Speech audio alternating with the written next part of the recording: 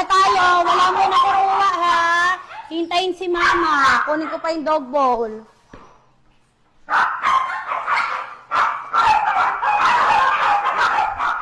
Halika na, upo na rito. Upo na, upo na, upo na. Lapit na kay mama, upo na. Very good.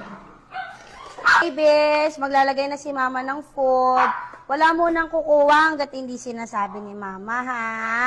Alam nyo guys, alam lang talaga nila yan kasi araw-araw, ganyan po yung ginagawa sa kanila. Kaya natutunan na talaga nila na hindi muna sila kakain hanggat hindi natatapos si mama. At saka natuto lang kasi talaga sila na magpe-pray muna bago po sila kakain.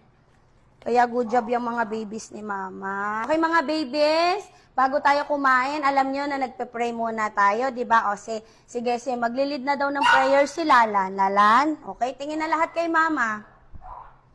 Papa God, maraming salamat po sa food ng mga batuta ngayong araw. Maraming salamat po sa paggabay sa amin sa araw-araw at pagbabantay sa mga batuta at pagiging healthy nila. Maraming salamat po, Papa God, kasi okay na po ang Lalan namin. Maraming salamat po dahil hindi niyo po kami pinapabayaan sa araw-araw ng buhay namin. In Jesus' name, Amen. Okay, babies? O, diba? Pag narinig nila yung in Jesus' name, tsaka lang po sila kukuha ng food nila. Ganyan sila kababae. Good job, babies. Kain na. Sige na Lalan. Ay,